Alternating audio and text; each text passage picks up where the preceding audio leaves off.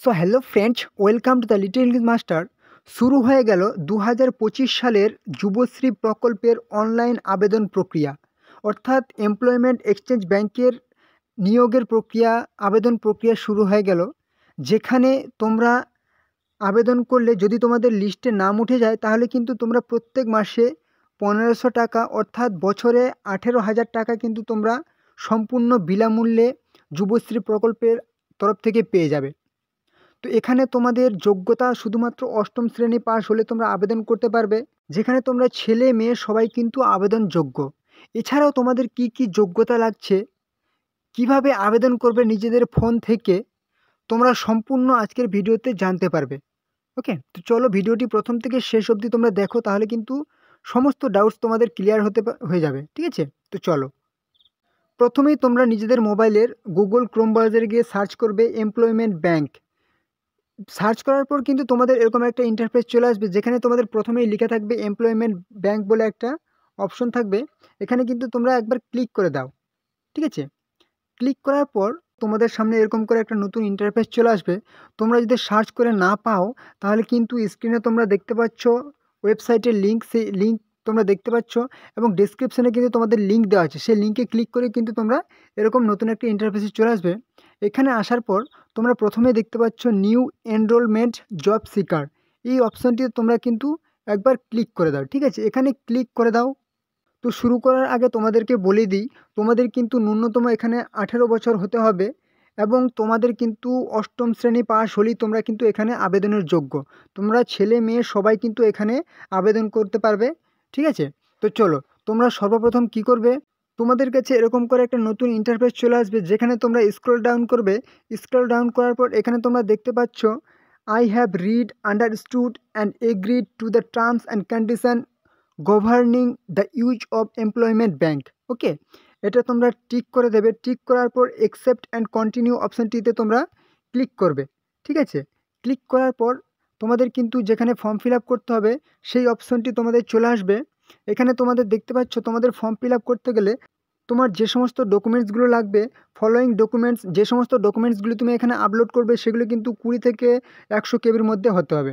তারপর তোমাকে কি করতে হবে, নেম অথবা ডেট অফ বার্থ সার্টিফিকেটের জন্য তোমাকে কিন্তু মাধ্যমিকের অ্যাডমিট দিতে হবে, অথবা যদি মাধ্যমিক পাস সার্টিফিকেট দাও তাও হবে, তুমি যদি বার্থ সার্টিফিকেট দাও তাও হবে, ট্রান্সফার সার্টিফিকেট দাও, স্কুল ট্রান্সফার সার্টিফিকেট তাও কিন্তু হবে। ঠিক আছে, তোমার প্রুফ অফ রেসিডেন্স, বাসিন্দা, স্থায়ী বাসিন্দার সার্টিফিকেট হিসাবে তুমি রেশন কার্ড দিতে পারো বা ভোটার আইডি কার্ড দিতে পারো, পাসপোর্ট দিতে পারো অথবা আধার কার্ড, যে কোনো একটা দিতে হবে। কাস্ট সার্টিফিকেট, তুমি যদি কাস্ট সার্টিফিকেটের মধ্যে পড়ো, এসসি এসটি বা ওবিসি, সেই সার্টিফিকেটটা তোমাকে দিতে হবে, আপলোড করতে হবে। তুমি যদি ফিজিক্যালি হ্যান্ডিক্যাপ হও, সেই তোমার সার্টিফিকেট থাকে 40% ডিসেবিলিটি থাকে মিনিমাম, তাহলে কিন্তু তোমার সেই সার্টিফিকেটটা দিতে হবে, আপলোড করতে হবে। তারপর এডুকেশনাল কোয়ালিফিকেশান, তোমার ন্যূনতম যেই তুমি পাস যোগ্যতায় তুমি আবেদন করবে, ধরে নাও 8 পাস যোগ্যতা, সে কিন্তু এক্সাম পাস সার্টিফিকেটটি লাগবে। বা ধরে নাও তুমি মাধ্যমিক পাস দেবে, সেই পাস সার্টিফিকেটটা তোমাকে কিন্তু দিতে হবে। এবারে তুমি নিচে চলে আসো, এখানে তুমি দেখতে পাচ্ছ প্রথমেই এখানে কিন্তু বাংলা ইংরেজি 2 ভাষাতেই আছে, খুব সুবিধা হবে। ঠিক আছে, কোনো রকম সমস্যা হওয়ার কথা নয়। এখানে কি বলেছে, নেম, নিজের নাম দিতে হবে, ফাদার্স নেম অথবা মাদার্স নেম, বাবা যদি না থাকে তাহলে মায়ের নাম দিতে হবে। স্পাউস নেম, যদি তোমার স্বামী বা স্ত্রী থাকে তার নাম দিতে হবে। তোমার এখানে জেন্ডার সিলেক্ট করবে, এখানে তুমি কাস্ট সিলেক্ট করবে। ঠিক আছে, রিলিজিয়ন, নিজের ধর্ম সিলেক্ট করবে। তুমি যদি বিবাহিত হও, বিবাহিত, ম্যারিড বা আনম্যারিড সিলেক্ট করবে। ঠিক আছে, তোমার এখানে ডেট অফ বার্থ দিবে। তুমি যদি ফিজিক্যালি হ্যান্ডিক্যাপ হও তাহলে ইয়েস করবে, যদি না হও নো করবে। তুমি যদি এক্স সার্ভিসম্যান হও তাহলে ইয়েস করবে, যদি না হও প্রাক্তন সৈনিক হও ইয়েস করবে, না হলে নো করবে। এবারে ডান দিকে চলে আসি, পোস্টাল অ্যাড্রেস দেবে, মানে তোমার ভিলেজ দেবে, পোস্ট অফিস দেবে, পুলিশ স্টেশন দেবে, ডিস্ট্রিক্ট দেবে, পিন দেবে, সমস্ত ডিটেলস তোমার অ্যাড্রেস কিন্তু ঠিকানা দেবে। এখানে আবার স্টেট দেবে তুমি। ঠিক আছে, ওয়েস্ট বেঙ্গল দেবে, তোমার ডিস্ট্রিক্ট দেবে। ঠিক আছে, দক্ষিণ 24 পরগনা না উত্তর 24 পরগনা, মালদা, মুর্শিদাবাদ, নদিয়া, পুরুলিয়া, হুগলি, হাওড়া, যা ইচ্ছা তুমি দিতে পারো, যেটা তোমার, তুমি যে ডিস্ট্রিক্টের আন্ডারে পড়ছো। ঠিক আছে, যে জেলার মধ্যে তুমি বসবাস করছো। পিনকোড দেবে, এক্সচেঞ্জ, যে এক্সচেঞ্জ অফিসের আন্ডারে তুমি পড়ছো সেটা কিন্তু তুমি দেবে। ঠিক আছে, এখানে যে কোনো একটা তোমার যেটা হয় সিলেক্ট করবে। নিজের একটা অ্যাক্টিভ মোবাইল নাম্বার কিন্তু দেবে, যে মোবাইল নাম্বারটা তোমার ফোন করলে পাওয়া যাবে সবসময়। ইমেল অ্যাড্রেস, আধার নাম্বার, এগুলো কিন্তু তোমার অপশনাল, ঠিক আছে? তুমি এগুলো দিতেও পারো, না দিতেও পারো। যেগুলো তোমার স্টার মার্ক আছে, রেড কালারের স্টার মার্ক আছে, মানে সেগুলো ম্যান্ডেটরি, মানে সেগুলো তোমাকে ফিল আপ করতেই হবে। এবার তুমি যদি এগুলো দিতে চাও দিতে পারো, না দিতে চাও না দিতে পারো, ঠিক আছে? তো চলো এবারে নিচে চলে আসি। তোমাকে কি বলেছি, এডুকেশনাল ডিটেলস, তুমি যে শিক্ষাগত যোগ্যতায় আবেদন করবে। এখানে তুমি ন্যূনতম অষ্টম শ্রেণী পাস যোগ্যতায় আবেদন করতে পারবে। তুমি যদি মাধ্যমিক পাশে আবেদন করো তাও করতে পারবে। তুমি যদি গ্র্যাজুয়েট পাস, উচ্চ মাধ্যমিক পাস যোগ্যতায় আবেদন করো তাও কিন্তু তুমি আবেদন করতে পারবে, ঠিক আছে? আমি এখানে দিলাম অষ্টম শ্রেণী পাস দিলাম। এবার তুমি অষ্টম শ্রেণী পাস কোন বোর্ড থেকে করেছো সেই বোর্ড দেবে, কোন বছর পাস করেছো সেটা দেবে, কত পার্সেন্টেজ নিয়ে পাস করেছো সেটা দেবে। এবার তুমি হাইয়েস্ট কোয়ালিফিকেশান দিতে পারো, ঠিক আছে? তুমি 8 পাস করেছো, তুমি মাধ্যমিক পাস করেছো, উচ্চ মাধ্যমিক, গ্র্যাজুয়েট পাস করেছো, তুমি কিন্তু নিউ অ্যাড বলে অপশনটিতে ক্লিক করবে। এবার সেটা যদি ফিল আপ করলে আবার নিউ অ্যাড, তুমি আরেকটা যোগ্যতায় পাস করেছো।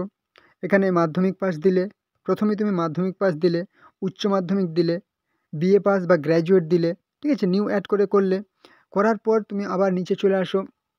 এখানে তোমার ল্যাঙ্গুয়েজ সিলেক্ট করলে, ঠিক আছে? প্রথমে সিলেক্ট করলে তুমি বেঙ্গলি ল্যাঙ্গুয়েজ, বাংলা ভাষা তুমি কি করতে পারো, রিড পড়তে পারো, রাইট লিখতে পারো, স্পিক কথা বলতে পারো, স্পিক ফ্লুয়েন্টলি মানে অনবরত অনর্গল তুমি কথা বলতে পারো। এবার নিউ অ্যাড অপশনটিতে আবার ক্লিক করলে তুমি ইংরেজি, এবার তুমি ইংরেজি সিলেক্ট করলে, ঠিক আছে? ইংলিশ। তারপরে যদি আবার নিউ অ্যাড হিন্দি করতে পারো, সেগুলো তুমি বলতে পারো, পড়তে পারো, লিখতে পারো, সবই তুমি টিক করে দেবে, ঠিক আছে? এবার বলেছে কি ফিজিক্যাল মেজারমেন্ট, এগুলো কিন্তু ম্যান্ডেটরি না, ঠিক আছে? তুমি এগুলো দিতেও পারো, না দিতেও পারো। কি বলেছে, হাইট, তোমার উচ্চতা দিতে হবে, ওয়েট ওজন দিতে হবে, তোমার চেস্ট বুকের ছাতি দিতে হবে। তারপর এখানে কিন্তু পাশে তুমি ফটো দিবে, নিজের ফটো 500 কেবির মধ্যে তোমাকে কিন্তু দিতে হবে, সিগনেচার। তারপরে এখানে কি বলেছে, সিভি কিন্তু তুমি বায়োডাটা একটা বানিয়ে নেবে, সেখানে আপলোড করবে, ঠিক আছে?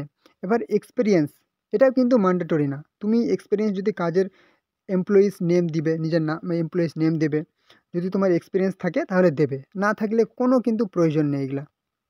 স্ক্রল ডাউন করে নিচে চলে আসো, অ্যাডিশনাল ইনফরমেশন, ঠিক আছে? প্রুফ রেসিডেন্স, তুমি এখানে রেসিডেন্স কোন স্থানের বাসিন্দা সেটা তুমি সিলেক্ট করবে।